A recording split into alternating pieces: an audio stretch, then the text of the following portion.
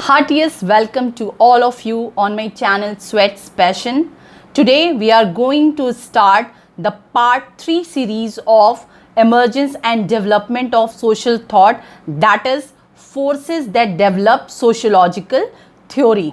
So let's we start our video, and before these don't forget to subscribe, like and share my channel. Thank you. Let's we start our video. So our today's topic is forces that develop sociological theory. It is somehow the extension part of 1 and 2 video, and on these videos we already learned the different stages of social thought, like primitive social thought, ancient social thought, medieval social thought, pre-modern social thought and modern social thought. तो जब मैंने आपको बताया था medieval social thought और modern social thought की तरफ जब हम गए थे, तो हम लोगों ने 3 बातें कही थी, that is enlightenment period, French revolution and industrial revolution. तो आज मेनली हम लोग रेनेसा और एनलाइटमेंट पीरियड को पढ़ेंगे. तो जब भी आपको सोशल थॉट लिखना होगा तो आपको, जैसे बीए जो 3rd ईयर है हमारे यहाँ के सिलेबस में, ये पूरा इमर्जेंस ऑफ सोशल थॉट है. तो आप प्रिमिटिव सोशल थॉट के बारे में थोड़ा लिखेंगे, मेडिवल सोशल थॉट के, एंशिएंट सोशल थॉट के, मेडिवल सोशल थॉट के, प्री मॉडर्न सोशल थॉट के और मॉडर्न सोशल थॉट के.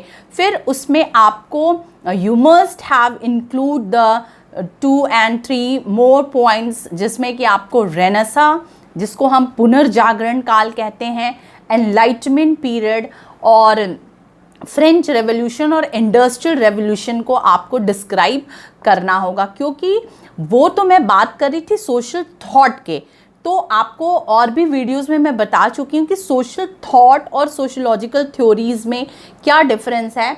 तो सोशल थॉट जो है, जिसको कि सोसाइटी एक बेस देती है, एक प्रामाणिकता प्रदान करती है, पर जो सोशोलॉजिकल थ्योरीज होती हैं वो कहीं ना कहीं से साइंटिफिकली प्रूव्ड थ्योरीज होती हैं.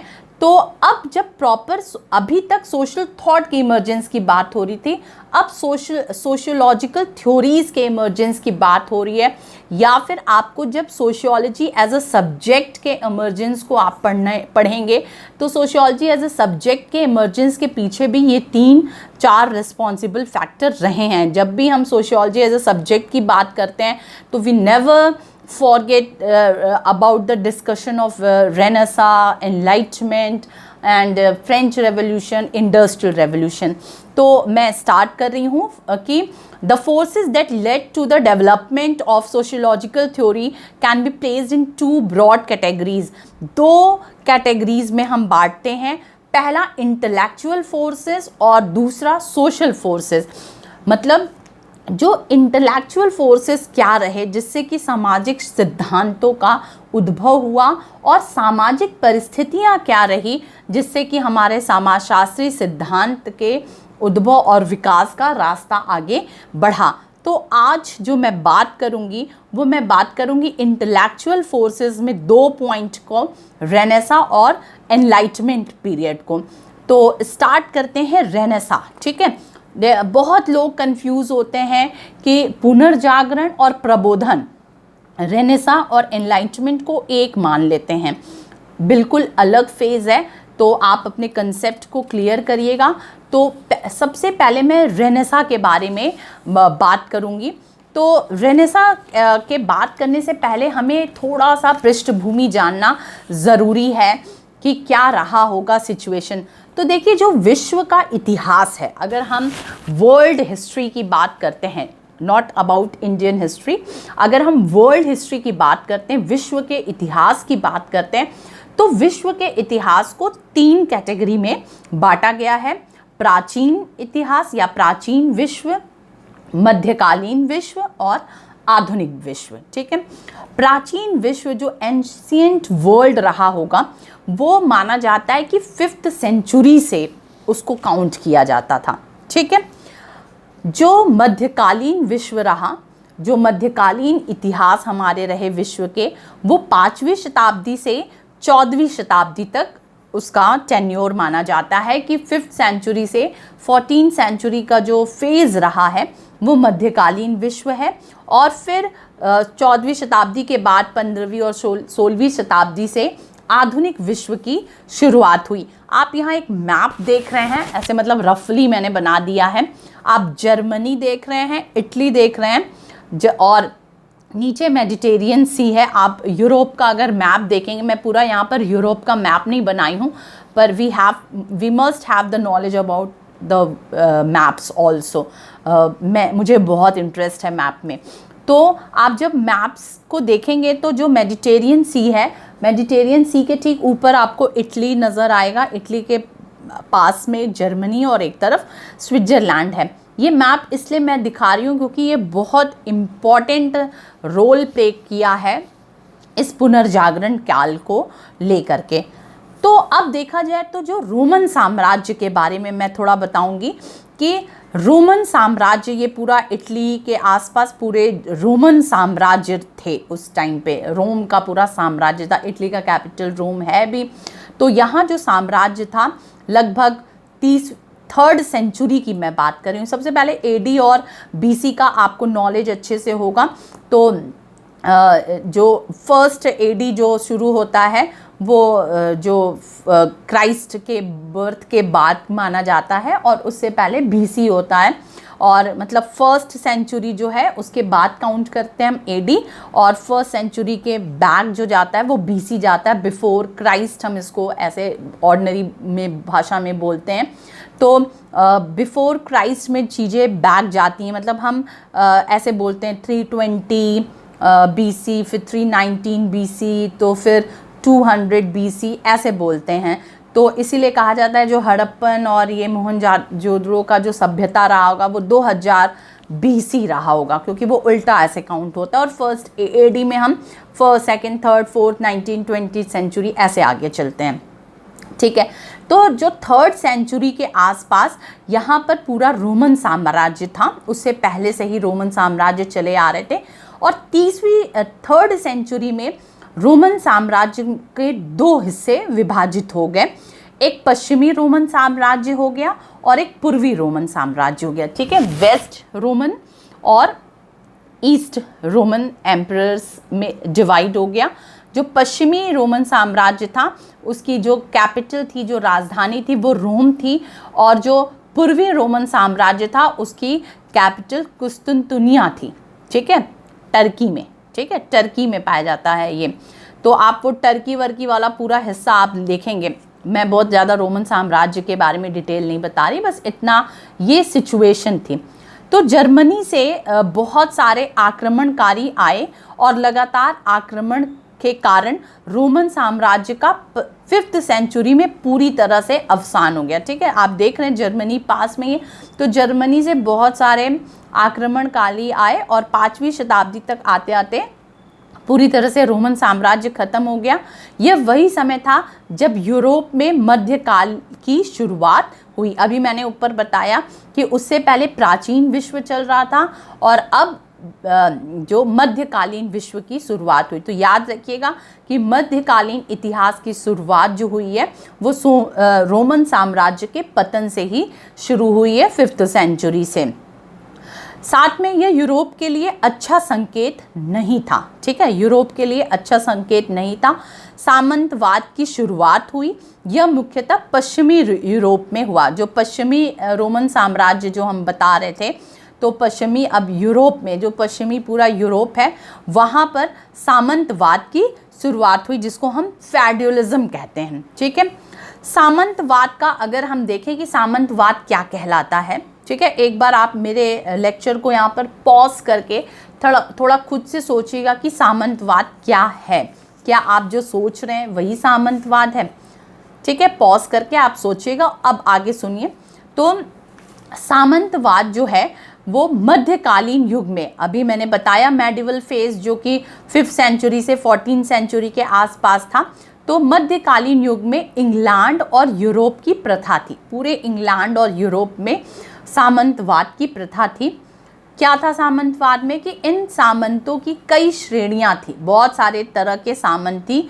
थे जिनके शीर्ष स्थान पर राजा होता था। ठीक है, एक हायरार्की बनी थी। जब हम सोशल स्ट्रैटिफिकेशन पढ़ते हैं सोशियोलॉजी में, तो उसमें भी हम ये हायरार्की पढ़ते हैं कि यूरोप में कैसी हायरार्की थी, इंडिया में कैसी हायरार्की थी। तो अगर हम यूरोप और इंग्लैंड के जो वो मध्यकालीन जो समाज था 5वीं शताब्दी के आसपास, तो वहाँ पर सामंतवादी व्यवस्था थी, बहुत ज़्यादा चरमोत्कर्ष पे था।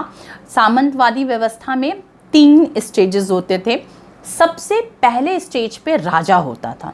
ठीक है, राजा के नीचे उसके सामंत होते थे, और सामंतों के नीचे जो कृषक समाज था और दास समाज था वो सामंतों के नीचे होता था। ठीक है, उनके नीचे विभिन्न कोटि के सामंत होते थे राजा के नीचे, और सबसे निम्न स्तर पर किसान और दास जो होते थे। राजा समस्त भूमि का स्वामी माना जाता था। जो भी उसके साम्राज्य में जितनी भी भूमियाँ होती थी उसका स्वामित्व राजा के हाथों रहता था।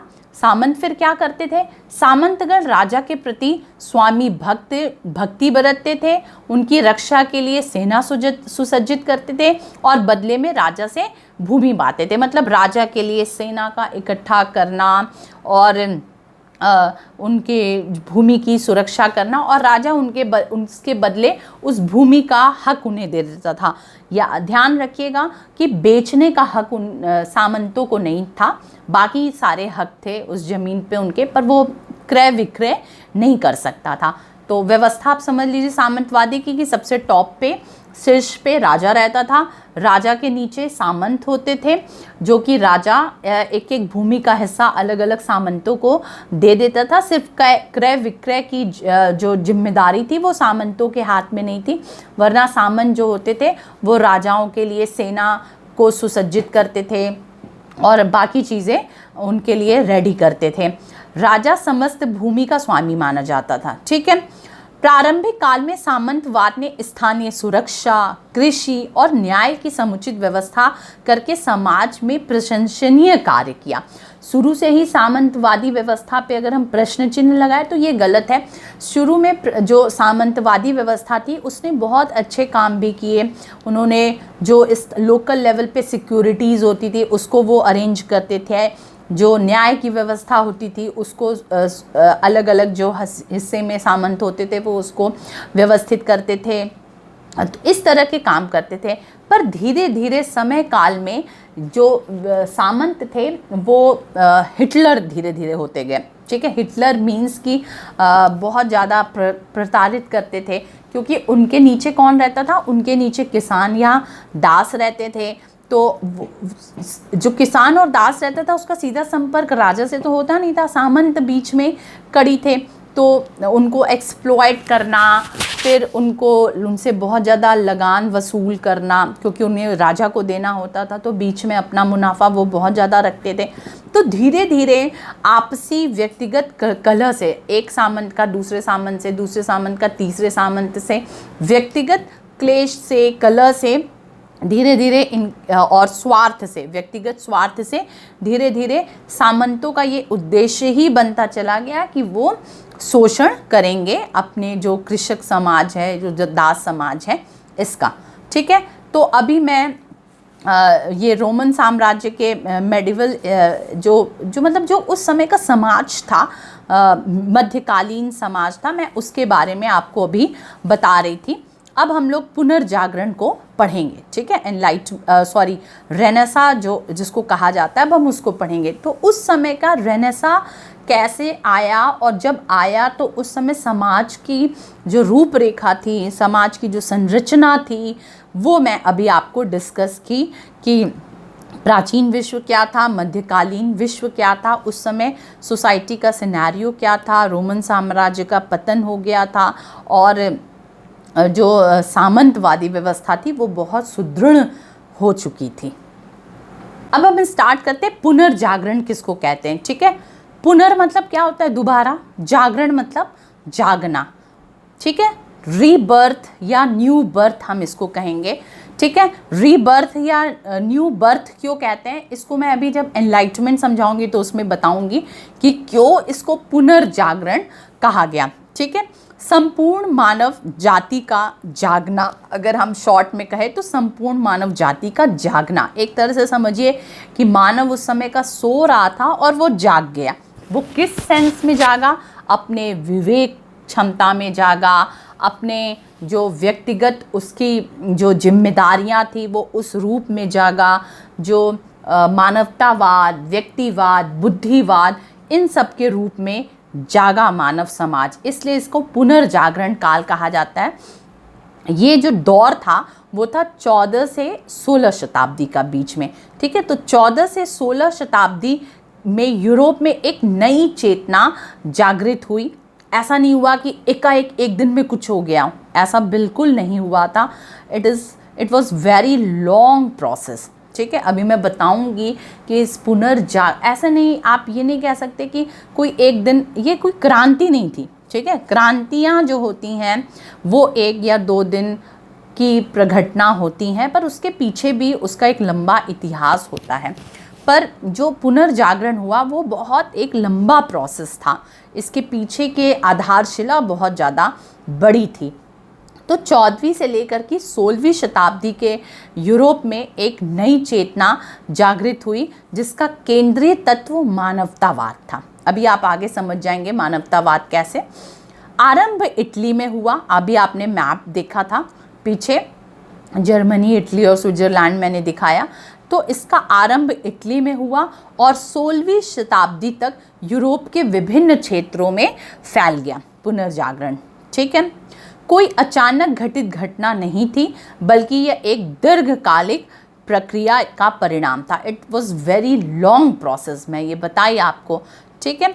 कोई धार्मिक या राजनीतिक आंदोलन न होकर मानव की एक विशिष्ट चेतना थी। It was not any religious reform और एनी पॉलिटिकल रिवोल्ट, ऐसा कुछ भी नहीं था।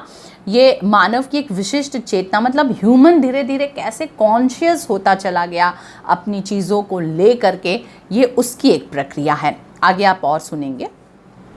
इम्पैक्ट कॉजेज ऑफ रेनेसा, देखिए कि पुनर्जागरण के पीछे कारण क्या क्या थे। तो सबसे बड़ा एक जो कारण था वो था धर्म युद्ध, ठीक है। इसको हम क्रूसेड्स भी बोलते हैं। इम्पैक्ट ऑफ क्रूसेड्स, ये क्या था? तो क्या है कि ईसाई धर्म के पवित्र स्थल यरूशलेम को लेकर मुसलमानों, सल्जुक तुर्क और ईसाइयों के बीच के बीच एक युद्ध हुआ। देखिए अब थोड़ा सा मैं एक और सिनेरियो समझाती हूँ। ईसाई धर्म का 1 AD में प्रादुर्भाव हुआ, मतलब जन्म हुआ, और धीरे धीरे ईसाई धर्म का प्रचार आगे बढ़ते गया। पूरा यूरोप जो है वो ईसाइयत से भरपूर हो गया। और उसमें क्या हुआ कि उस समय सारी जो उनकी फ़िलॉसफी थी वो पूरी पोप के कंट्रोलिंग में थी, ठीक है। चर्च बहुत ज़्यादा इम्पॉर्टेंट रोल प्ले करता था। ये ऐसा कहा गया था कि जो राजा है वो ईश्वर का प्रतिनिधित्व है। तो लोगों के इतने विश्वास बैठ गए थे, अंधविश्वास जिसको कहे, तो जैसा राजा कहता था वैसे ही प्रजा करती थी। उनका अपना खुद का कोई विवेक नहीं था, हर चीज़ के पीछे कंट्रोलिंग थी, ठीक है। राजा हर चीज़ पे कंट्रोल करता था। इसीलिए जो आप धर्मनिरपेक्षीकरण पढ़ेंगे, सेकुलराइजेशन, उसमें यही है कि secularisation is the process in which there is a perfect bifurcation between the religious beliefs and political system. पर उस टाइम पे क्या हुआ कि जो धार्मिक नेता था वही राजनीतिक नेता भी बन गया। जो पोप था वो धर्म पे तो नियंत्रण करता था, साथ में वो राज्य पे भी नियंत्रण शुरू कर दिया। तो मतलब लोगों का अपना खुद का कोई विवेक नहीं था।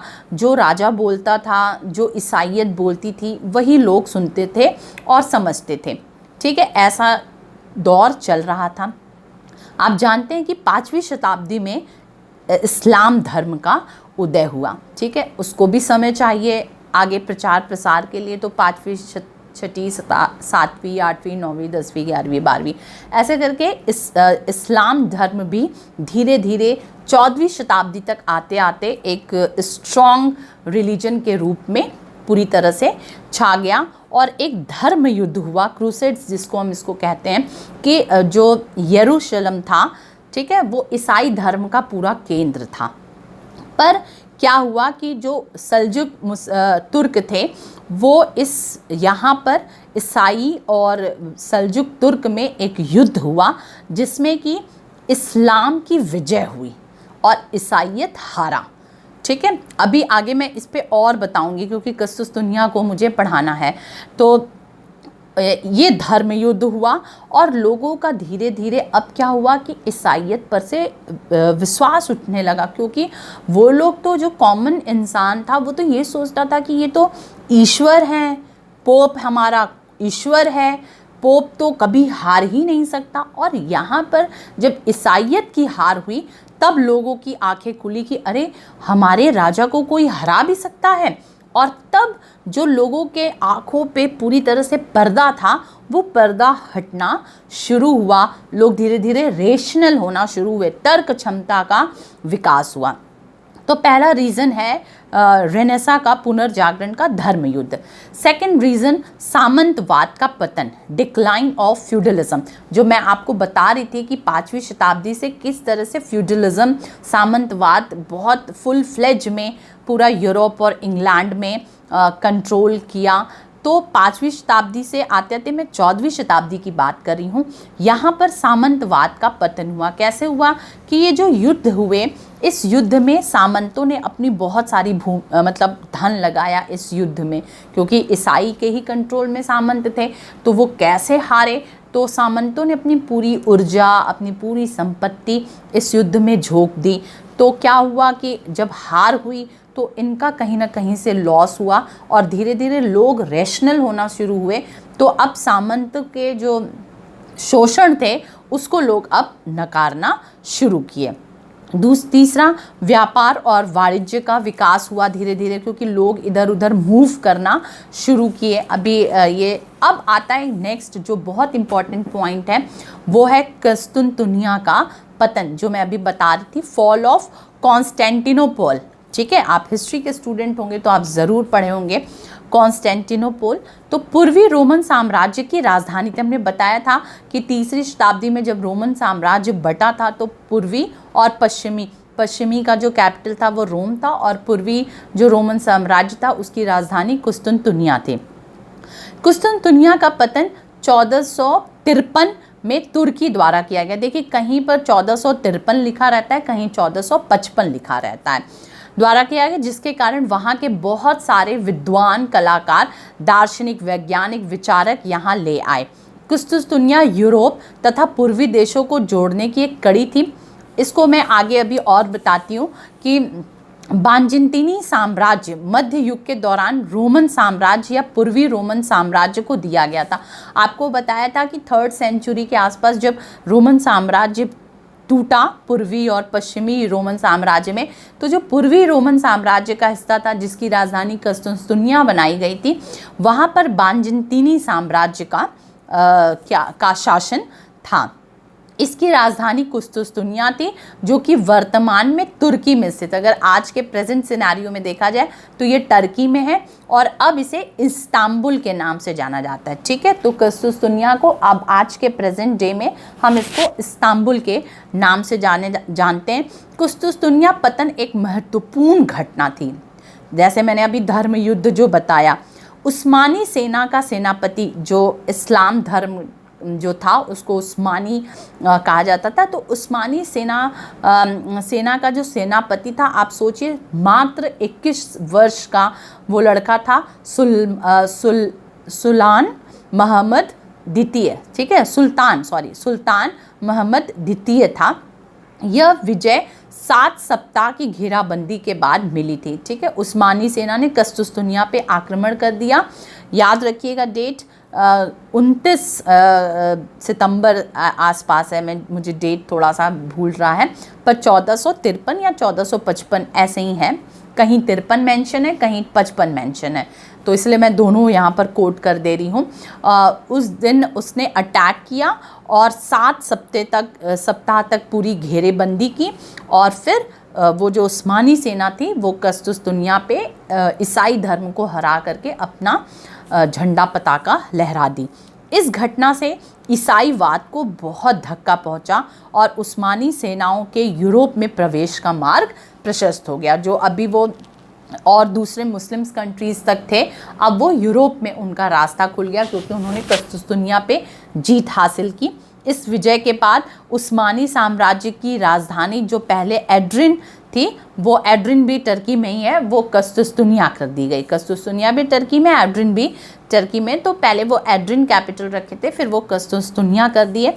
और विजय के पहले और बाद में अनेक यूनानी एवं अन्य बुद्धिजीवी कुस्तुनिया छोड़कर भाग। जैसे ही अटैक हुआ कुस्तुनिया पे, वहाँ पर जो बुद्धिजीवी वर्ग था या और जो यूनानी थे वो वहाँ से निकल गए और निकल करके वो पूरे इटली कुछ चले गए और बाकी यूरोप में वो चले गए और वहाँ से पुनर्जागरण को बल मिला, क्योंकि वो लोगों को बताए कि किस तरह से इस्लाम, पहले तो सोशल मीडिया और ऐसे media, electronic media, print media ऐसे तो होता नहीं था, तो उन लोगों ने बताया कि किस तरह से इस्लाम जो है वो ईसाईयत को हरा दिया। उनकी आंखें खुली और ऐसा करके वो जब दूसरी जगह पे गए तो लोगों को इससे परिचित कराया कि नहीं, इस ईसाई धर्म को भी कोई चैलेंज देने वाला है। तो ये एक रीज़न था पुनर्जागरण का। तो मैंने अभी 2-3 रीज़न पे बात किया, धर्म युद्ध पे बात किया, सामंतवाद का पतन पे बात किया, व्यापार और वाणिज्य का जो विकास हुआ उस पे बात किया, कुस्तुनिया का पतन या कॉन्स्टेंटिनोपल जो है उस पे, कॉन्स्टेंटिनोपल पे उस पे बात किया। अब नेक्स्ट रीज़न जो है वो भौगोलिक खोजें हैं, जियोग्राफिकल सर्चेस या इसको वॉयजेस बोलते हैं।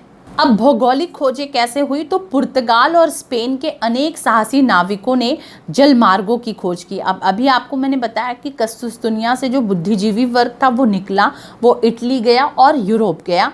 और फिर क्योंकि वो कुस्तुनिया देखिए मार्ग था, यूरोप को जब एशिया में आना होता था तो वो कुस्तुनिया के माध्यम से आता था। आप देखिए जो टर्की का सिचुएशन है वो बिटवीन है, इधर एशियन कंट्रीज़ और इधर यूरोप के बीच में। प्लीज़ आप मैप ज़रूर देखिएगा। और अब तो वो मार्ग बंद हो गया, उस पर इस्लाम का कब्जा हो गया। यूरोप के लोग तो ऐसे शांत बैठने वाले नहीं हैं, अब उन्होंने ऑल्टरनेटिव रास्ता खोजा और इस तरह से नए नए जोग्राफिकल सर्चेस हुए, नए नए रास्ते खोजे गए। और आप देखिए 1492 में अमेरिका की खोज की गई, क्योंकि वो फिर ऑल्टरनेटिव रास्ता निकाले इधर एशियन कंट्रीज़ में आने के लिए। तो वो अमेरिका होते हुए फिर इधर पूरा होते हुए और फिर एशिया पहुँचे। फिर इसी तरह 1498 में वास्को डी गामा ने भारत के कालीकट पर पहुँचे, वो रास्ता ढूंढते ढूंढते। तो इन खोजों ने विश्व के विभिन्न देशों में वैचारिक आदान प्रदान को बढ़ावा दिया, क्योंकि अब यूरोप वाले जो थे वो उधर अमेरिका भी पहुँचे, इधर इंडिया भी पहुँचे या और एशियन कंट्रीज़ भी पहुँचे। तो अब वैचारिक आदान प्रदान का सिलसिला शुरू हुआ। वो होता है ना कि कूप मंडूक, हम सिर्फ एक कुएँ का मेढक जो कहा जाता है, कुएं के मेढक को उस कुएं के अलावा और कोई ज्ञान नहीं होता है ना, वही यूरोप की हालत थी। पर जब यूरोप के लोग बाहर निकलना शुरू किए तब और वैचारिक आदान प्रदान का सिलसिला शुरू हुआ। और नेक्स्ट एक बहुत बड़ा और रीज़न था कागज़ और मुद्रा प्रणाली का आविष्कार, या हम कह सकते हैं प्रिंटिंग प्रेस का आविष्कार। इसमें क्या हुआ कि चाइना में सबसे पहले प्रिंटिंग प्रेस का आविष्कार हुआ, पर यूरोप जो थे, यूरोपियंस जो हैं वो शुरू से बहुत अच्छे लर्नर रहे हैं, तो उन्होंने वो टेक्निक सीख करके और जर्मनी के गुटेनबर्ग में सबसे पहला प्रिंटिंग प्रेस को इस्टेब्लिश किया। देखिए जब तक प्रिंटिंग प्रेस नहीं हुआ था, मतलब 14 से 16 शताब्दी के बीच में जब तक प्रिंटिंग प्रेस का आविष्कार नहीं हुआ था, क्या होता था, तो जो धर्म था वो कुछ ही हाथों में केंद्रीकृत था। ठीक है, धर्म का केंद्रीकरण था, क्योंकि हैंड प्रिंटेड पेपर्स आते थे, उसी पे बाइबल्स के फ़िलॉसफी लिखी जाती थी, उसी पे और बाकी धर्मों की फ़िलॉसफी लिखी जाती थी। तो जो हमारा जो निचला वर्ग था उसको ये मिलना बहुत कठिन था, क्योंकि वो उसको नहीं पा सकते थे, उनके अफोर्डेबल नहीं था। पर जैसे प्रिंटिंग प्रेस का आविष्कार हुआ, सस्ते सस्ते दर पे धार्मिक किताबें, आज देखिए हमारे यहाँ गीता प्रेस कितने कम रेट में किताबें उपलब्ध कराती है, तो उसी तरह से बहुत कम रेट पे किताबें अवेलेबल होना शुरू हुई, और तब जा कर के जो आम नागरिक था उनको अपने धर्म के बारे में, अपने धार्मिक जो फिलॉसफी थी उसके बारे में लोग जानना शुरू किए। तो एक ये बहुत इम्पॉर्टेंट रीज़न था। नेक्स्ट जो रीज़न आते हैं, मतलब कॉजेज़ ऑफ रेनेसा हम लोग पढ़ रहे हैं, तो नेक्स्ट मैं 7th जो डिस्कस कर रही हूँ वो है मंगोल साम्राज्य का उदय। आप मंगोल साम्राज्य आप देख रहे होंगे, तो मंगोलिया जो देश है, आप देखिए इधर इंडिया के ऊपर जब हम बढ़ेंगे आगे और चाइना, तो बीच में जो मंगोलिया कंट्री है, ठीक है। तो 13वीं शताब्दी में कुबलई खान ने मध्य एशिया में एक विशाल साम्राज्य की स्थापना की, ठीक है। वहाँ का जो शासक था वो कुबलई खान था, तो उसने एक बहुत बड़े साम्राज्य की स्थापना की। और उसकी कैरेक्टरिस्टिक्स क्या थी? उसकी कैरेक्टरिस्टिक्स ये थी कि वो विश्व के बेहतरीन जो बहुत बुद्धिजीवी जो लोग होते थे, जो अपने अपने विषय में बहुत पारखी होते थे, वो सभी उसके साम्राज्य में, उसके राज्य में, उसके राजमहल में बैठते थे और आपस में विचार विमर्श करते थे, आदान प्रदान करते थे, अपने अपने धार्मिक, अपने अपने राजनीतिक जो मूल्य होते थे उनका आपस में आदान प्रदान करते थे। तो उनके दरबार में आप देखिए तो पोलैंड, हंगरी आदि मतलब तरह तरह के विद्वान जो थे वो रहते थे। तो कहीं ना कहीं से जो मंगोल साम्राज्य का उदय हुआ उसने भी पुनर्जागरण में एक बहुत बड़ी नींव तैयार की, क्योंकि वहाँ से लोग निकले या वहाँ लोग इकट्ठे हुए तो लोग आपस में एक दूसरे की चीज़ों को जाने।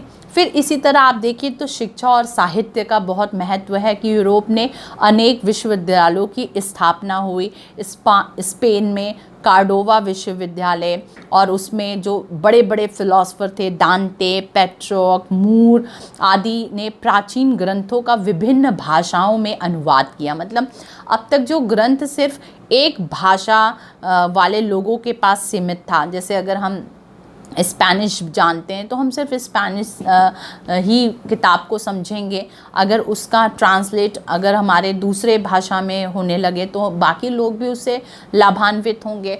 तो इस तरह से जो फिलॉसफर थे दांते, पेट्रोक और मूर, इन लोगों ने किताबों का अनुवाद करना अलग अलग भाषाओं में शुरू हुआ, जिससे कि प्राचीन गौरव जो थे हमारे, जो हमारा साहित्य था, हमारा परंपरा था, वो उसको पुनः स्थापित किया गया। पुनर्जागरण की विशेषताएं क्या? तो ये रीज़न हम लोगों ने पढ़ा कि पुनर्जागरण के क्या क्या रीज़न है। देखिए किस तरह से किसी चीज़ का आधार तैयार होता है। यूं ही हम बोल करके निकल जाए कि enlightenment period, French revolution, industrial revolution, पर हमें पता ही नहीं है कि एनलाइटमेंट पीरियड क्या है, हमें पता ही नहीं है कि रेनेसां क्या है। तो इस अधूरे ज्ञान की बहुत ज़्यादा मतलब कोई महत्व नहीं है इस समय, इसलिए जानना बहुत ज़रूरी है। पुनर्जागरण की विशेषताएं क्या क्या थी कि इसमें मानवतावाद को प्राथमिकता दी। उससे पहले हम ह्यूमन को एज अ ह्यूमन नहीं समझते थे। आप देखिए बहुत कठोर शासक होते थे, बहुत कठोर शासन होता था उनका, पर धीरे धीरे मानव जीवन में रुचि, हम मानव के बारे में पढ़ना और पढ़ाना शुरू किए, मानव की समस्याओं का अध्ययन होना शुरू हुआ, उनके जीवन को सुधारने तथा उन्नत बनाने का प्रयास किया जाने लगा। इहलोक चिंतन पर बल दिया गया। जो पारलौकिक चिंतन पे की बात होती थी वो इहलोक चिंतन पर बात होने लगी। व्यक्तिवाद को महत्व दिया जाने लगा कि एक व्यक्ति को महत्वपूर्ण समझा जाने लगा। पहले व्यक्ति को महत्वपूर्ण नहीं समझा जाता था। धर्मनिरपेक्षता का जन्म हुआ। मैंने आपको बताया कि अब जो रोज़मर्रा की ज़िंदगी थी उसमें धार्मिक महत्व को बहुत कम करते हुए वैज्ञानिक महत्व को स्थान दिया जाने लगा। हर चीज़ के पीछे कार्य और कारण का संबंध ढूंढने का प्रयास किया गया और बौद्धिकता पर बल दिया गया। तो ये पुनर्जागरण की कुछ विशेषताएं हैं। तो आपने अभी रेनेसां को पूरी तरह से पढ़ा और अब मैं एनलाइटमेंट को पढ़ाऊंगी। जब अभी मैं रेनेसा पढ़ा रही थी तो उसमें जब मैंने स्टार्टिंग किया था कि प्राचीन युग, मध्यकालीन युग और आधुनिक युग, ये मैंने बताया था। तो मैं बताई थी कि जब मैं एनलाइटमेंट पढ़ाऊंगी तो थोड़ा सा और इस पे फोकस करूंगी। तो देखिए एक चार्ट आपको दिखाई दे रहा है, उस चार्ट पे आप देखिएगा कि सबसे पहले प्राचीन काल था, मतलब प्राचीन विश्व था, मानव की उत्पत्ति हुई, तर्क एवं बुद्धि का प्रयोग हुआ, तभी तो आग, पहिया, कृषि, पशुपालन आदि का आविष्कार हुआ। मतलब अगर देखा जाए तो 5वीं शताब्दी से लेकर के जो प्राचीन विश्व और उसके पहले का भी, मैं बीसी की भी बात कर रही हूँ, तो आप देखिए तो बहुत सारे आविष्कार उसी में हुए। आग का आविष्कार हुआ, पहिए का आविष्कार हुआ, हम धीरे धीरे जो आदिम व्यवस्था थी वो धीरे धीरे कृषक व्यवस्था में आई, जो झूम खेती होती थी, हम स्थानांतरित कृषि होती थी, अब हम स्टेबल एग्रीकल्चरल की तरफ आगे बढ़े, और पशुपालन की ओर हमने, जो हम बंजारा जीवन भी जीते थे, अब हमने लाइफ एक सोसाइटी को जीना शुरू किया। तो उस युग को हम कह सकते हैं जागरण युग, मतलब व्यक्ति जो था वो जागृत था, बहुत सारे आविष्कार हुए।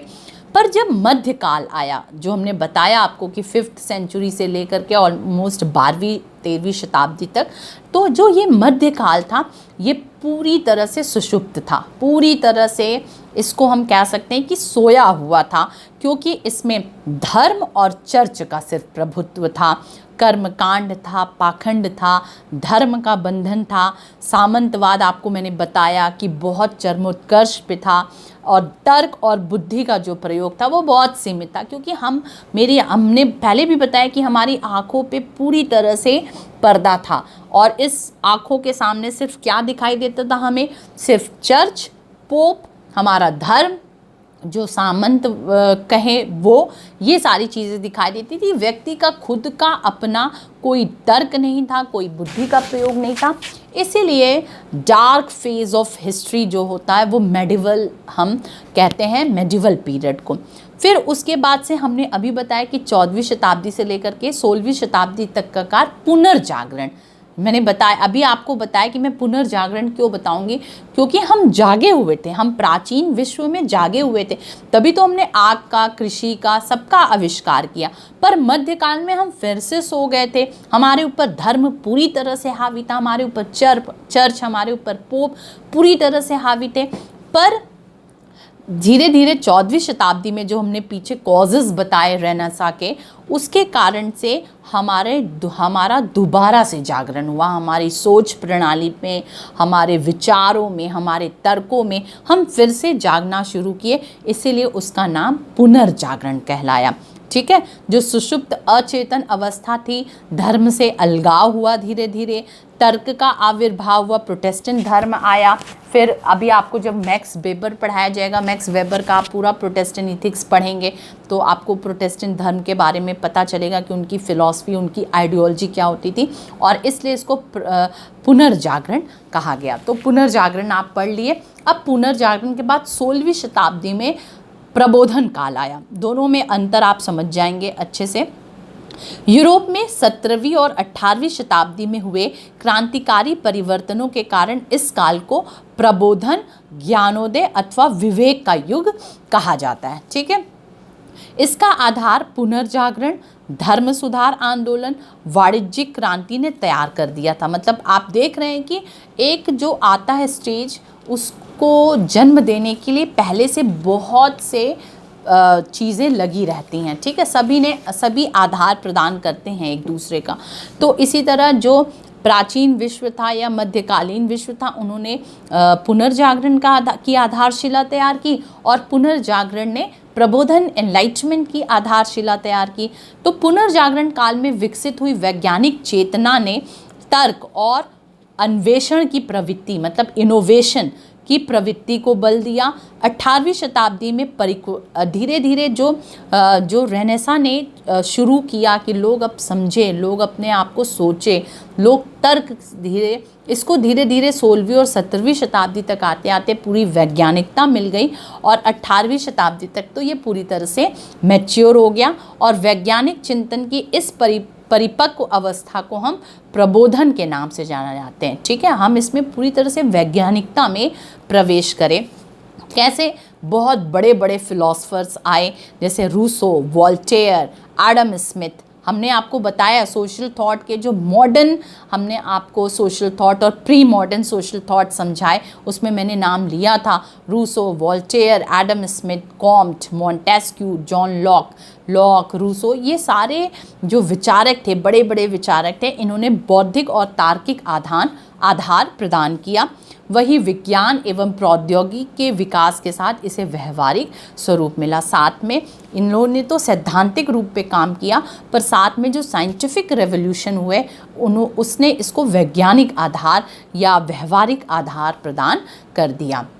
प्रबोधन युग के क्या क्या विशेषताएं हैं, तो आप याद रखिएगा कि पुनर्जागरण का युग 14 से 16 शताब्दी और 16 से 18 शताब्दी जो होता है वो कहलाता है एनलाइटमेंट पीरियड। इसका कैरेक्टरिस्टिक्स क्या क्या है? अनुभूति मूलक ज्ञान, ठीक है, एम्प्रिसिज्म, मतलब कि वो ज्ञान जो हम सिर्फ सपनों में देखें, हम एक जगह चेयर पे बैठ करके देखें, वो नहीं, हमारी इंद्रियों द्वारा जो अनुभव ज्ञान है, जैसे हमारी आंखें क्या देखती हैं, हमारे नाक क्या देखते हैं, हमारे स्किन क्या देखता है, हमारे ईयर्स क्या देखते हैं, ये सब इंद्रियां जो होती हैं उनके द्वारा जो महसूस किया गया ज्ञान होता है उसे हम अनुभूति मूलक ज्ञान कहते हैं, एम्प्रिसिज्म। याद रखिएगा, ये एक विशेषता थी कि अब हम ऐसे ही कोई जो रास्ता बताए उस पे हम नहीं चलेंगे जब तक कि हम खुद अनुभूति न ले ले किसी भी चीज़ का। ज्ञान को विकास के साथ जोड़ना, कार्य कारण संबंध का अध्ययन, जैसे मैं बोली थी कि कॉज और जैसे ट्रेन एक्सीडेंट हुआ तो घटना के पीछे क्या रीज़न है, क्यों हुआ, ये जानना, ये नहीं जानना कि बस ईश्वर की मर्जी होगी, ऐसा नहीं, उसके पीछे वैज्ञानिकता को ढूंढना। फिर मानवतावाद, देववाद मतलब कि इस विश्व को किसी दैवीय शक्ति ने बनाया है परंतु संचालन की जिम्मेदारी इंसानों की होगी, ये कंसेप्ट धीरे धीरे आया। समानता एवं स्वतंत्रता पर बल, प्रकृति पर बल, ठीक है, नेचर को बहुत ज़्यादा इम्पोर्टेंस दिया गया। इस जो प्रबोधन युग में बहुत सारे विचारक आए। रूसो ने, आप देखिए तो रूसो का social contract and second discourse, ये दो इम्पॉर्टेंट बुक है, आप नाम याद कर लीजिएगा। उन्होंने क्या, मैं अब जैसे ये सब थिंकर्स जो आए जिन्होंने ये सारी बातें कही, तो मैं थोड़ा थोड़ा कुछ बातें ले लूँगी कि जैसे रूसो ने प्रकृति पर बल दिया है, मनुष्य स्वतंत्र पैदा होता है पर हर जगह वो जंजीरों से झगड़ा होता है, इस पे उनका है। असमानता पर वो चोट किए कि जो ये समाज में असमानता व्याप्त है वो ख़त्म होनी चाहिए, ठीक है। राज्य की उत्पत्ति एवं सामान्य इच्छा का सिद्धांत, सोशल कॉन्ट्रैक्ट का जो सिद्धांत आया वो रूसो ने दिया कि संपत्ति की अवधारणा थी तो असुरक्षा की भावना होगी। अगर हमारे पास संपत्ति होगा तो हम असुरक्षित महसूस करेंगे ना कि कब कौन आ गया ले जाएगा। तो फिर इस तरह से सामाजिक समझौता, आपस में लोगों का कॉन्ट्रैक्ट हुआ और अपनी शक्ति राज्य को सौंप दी, तो राज्य एवं राजतंत्र की शुरुआत हुई। वो बताते हैं कि किस तरह से स्टेट और नेशन का कंसेप्ट आया। बहुत डिटेल में हम लोग को नहीं पढ़ना है, हमें ये जानना है कि इन लोगों ने कैसी कैसी बातें की। तो आप देख रहे हैं कि इनकी बातों से तर्क हमें दिख रहा है, वैज्ञानिकता दिखती है। इसी तरह एडम स्मिथ का अगर देखा जाए तो ये स्कॉटलैंड के थे, तो ये एक इकोनॉमिस्ट थे और इन्होंने मुक्त व्यापार, लेज़र फेयर का सिद्धांत दिया। लेज़र फेयर बहुत इंपॉर्टेंट थ्योरी है इनकी, और जो मांग और आपूर्ति के नियम के आधार पर जोड़ दी जाती है, उन्होंने ये सिद्धांत दिया। उसी तरह इमैनुअल कॉम्ट थे जो जर्मन विचारक थे, इन्होंने प्राकृतिक विज्ञानों में रुचि ली, धर्म एवं दिव्य ज्ञान को नकारा कि जो नेचुरल साइंस है हम उसको पढ़ेंगे, धर्म और दिव्य ज्ञान जो ऐसी जो चीज़ें हैं जो ईसाईयत की फ़िलॉसफी में लोग बताते थे उसको पूरी तरह से नकारा। व्यक्ति की स्वतंत्रता को महत्व दिया, व्यक्ति राज्य के नियंत्रण में नहीं है बल्कि राज्य का कार्य व्यक्ति की स्वतंत्रता को सुरक्षित करना। ठीक इससे पहले जो डार्क फेज था, जो मेडिवल फेज था, उसमें यही था, लोग मानते थे कि व्यक्ति जो है वो राज्य के मतलब राज्य जो है वो व्यक्ति पर नियंत्रण करेगा। पर बाद में ये फिलॉसफी चेंज हुई कि ये राज्य बना है व्यक्ति की सुरक्षा के लिए, व्यक्ति को स्वतंत्रता देने के लिए, व्यक्ति को किस तरह से सहेज के रखा जाए उसके लिए। मतलब कॉन्सेप्ट बिल्कुल उलट गया।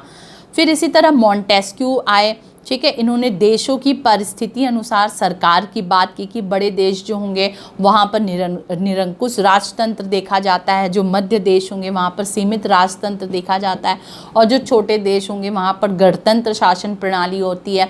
फिर इनकी शक्ति परीक्षा का सिद्धांत जो है इनकी book the spirit of the laws में है मॉन्टेस्क्यू की। तो ये छोटी छोटी चीज़ें आपको याद रखनी होंगी कि किस तरह से ऐसी फिलॉसफी आई जिससे कि एनलाइटमेंट पीरियड हुआ। इसी तरह वोल्टेयर हैं, प्रत्येक प्रकार के शोषण और अंधविश्वास की कटु आलोचना ये की, चर्च के विरोधी थे। देखिए इस तरह के फिलोसफर आए, पहले किसी की हिम्मत नहीं होती थी पर धीरे धीरे लोग अब चर्च के विरोध में लिखना शुरू किए। इसी तरह जॉन लॉक आए जिन्होंने प्रत्येक व्यक्ति को कुछ प्राकृतिक अधिकार प्राप्त है। उन्होंने ये लॉक ने कहा कि हर जो व्यक्ति है उसको कुछ ना कुछ प्राकृतिक अधिकार मिला है। जो कौन कौन से अधिकार हैं? जीवन का अधिकार, स्वतंत्रता का अधिकार, संपत्ति का अधिकार, ये हर व्यक्ति का अधिकार है और आप कैसे इस अधिकार पे नियंत्रण लगा सकते हैं। सीमित संप्रभुता का सिद्धांत इन्होंने दिया अपनी बुक एन ऐसे कंसर्निंग ह्यूमन अंडरस्टैंडिंग। तो आप देखें कि एनलाइटमेंट पीरियड कैसे हुआ। तो जो प्रबोधन, जो रेनेसा पीरियड में जिस चीज़ की शुरुआत हुई उसको प्रबोधन काल में वैज्ञानिकता का आधार मिला। विचारकों ने लिखना पढ़ना शुरू किया, लोगों को बताना शुरू किया। तो इस तरह से हमारा समाज आगे बढ़ा। अब मैं नेक्स्ट वीडियो में आपको फ्रेंच रेवोल्यूशन और इंडस्ट्रियल रेवोल्यूशन के बारे में बताऊंगी। ये जानना मतलब being a sociologist, being a humanity subject scholars, या जो भी आप समझ लीजिए, एक स्टूडेंट्स होने के नाते we must know the concept of this. मतलब किस तरह से हमारा विश्व का इतिहास आगे बढ़ा, किस तरह से हम जो बहुत कठोर शासन में रहते थे, किस तरह से हमारे यहाँ लिबर्टी आई, हमारे यहाँ इंडिविजुअलिज्म का कंसेप्ट आया, हमारे यहाँ मानवतावाद का कंसेप्ट आया, हमारे यहाँ बुद्धि। आज हम बहुत आसानी से कह देते हैं कोई चीज़ ये ख़राब है, ये चीज़ अच्छी है, ये चीज़ ऐसी होनी चाहिए, वो पर बहुत लोगों ने संघर्ष किया है, बहुत लोगों ने अत्याचारों को सहा है, तब आज हमें ये जीवन मिला है। तो अब नेक्स्ट वीडियो में हम उसके आगे के और स्टेप को बताएंगे कि जब एनलाइटमेंट आया तो किस तरह से फ्रेंच रेवोल्यूशन और इंडस्ट्रियल रेवोल्यूशन की रूपरेखा बनी और किस तरह से समाज आगे बढ़ा। होप आपको ये वीडियो पसंद आया होगा, कंसेप्ट को क्लियर हुआ होगा। एक आप लोगों से मुझे शिकायत है कि आप कमेंट बॉक्स में कमेंट नहीं डालते हैं। प्लीज़ आप अपने कमेंट्स को ज़रूर मेंशन करिए। और अब हम नेक्स्ट वीडियो में मिलेंगे। स्टे सेफ, स्टे हेल्दी और खूब पढ़िए, खूब आगे बढ़िए। Bye bye.